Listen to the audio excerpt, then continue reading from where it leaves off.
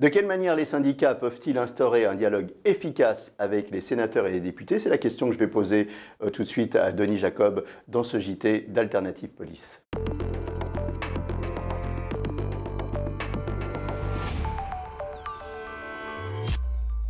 Alors, Denis Jacob, pourquoi finalement les syndicats doivent aller à l'Assemblée et au Sénat? Bien, tout simplement pour essayer de faire passer nos propositions, les obtenir dans le cadre de la rédaction de projets de loi, de décrets, et puis porter des revendications également pour améliorer les conditions de travail de nos collègues. Alors, qu'est-ce que ça apporte concrètement, ce dialogue qu'on instaure avec les députés et les sénateurs? Alors déjà, rappeler qu'en très peu de temps d'existence, 5 ans, Alternative Police a su imposer une crédibilité auprès des parlementaires, puisqu'aujourd'hui, nous sommes régulièrement auditionnés à l'Assemblée, au Sénat, dans le cadre de réformes institutionnelles, et beaucoup de nos propositions commencent à être prises parce qu'on est pragmatique, objectif sur la situation, et qu'on voit les intérêts des agents, mais aussi celui de la République et de notre institution, et donc les parlementaires nous écoutent de plus en plus. Ce qu'il faut dire pour ceux qui ne sont pas familiers avec le travail parlementaire, c'est qu'une loi, ça ne se décide pas comme ça. Il y a des commissions, il y a des dialogues. Et donc, ce que certains appellent du lobbying, en fait,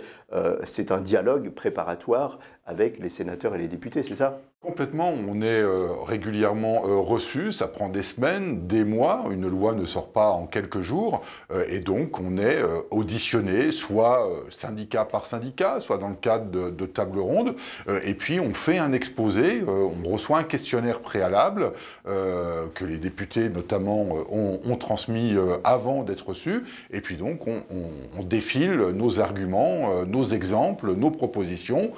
pour que le député qui ne connaît pas forcément la matière policière s'imprègne du sujet, de la problématique et voit ce qui peut être intéressant à leur niveau de reprendre parmi les propositions que nous faisons. Et bien sûr, c'est très important de faire ce travail en amont plutôt que de dire après, bon, on n'est pas content de la loi. Complètement, c'est très important de le faire en amont, ce qui permet aussi de démontrer que le syndicalisme policier, c'est pas uniquement une démarche purement corporatiste, mais bien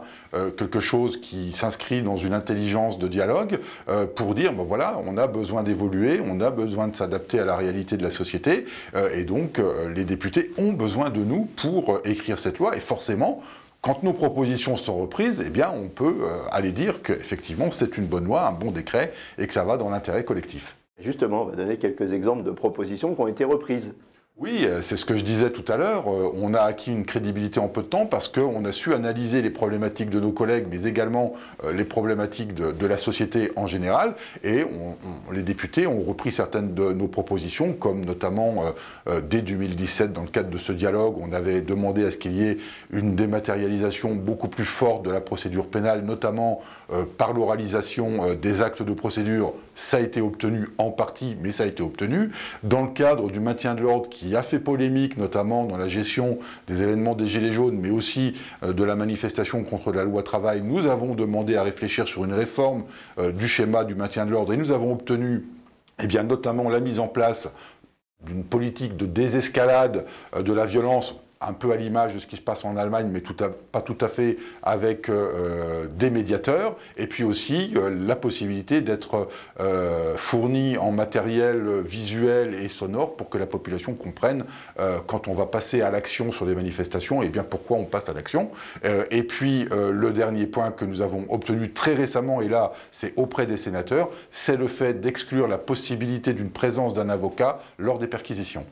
Alors voilà quelques résultats concrets qui montrent l'importance du dialogue entre le syndicat et les législateurs. À bientôt pour un nouveau numéro.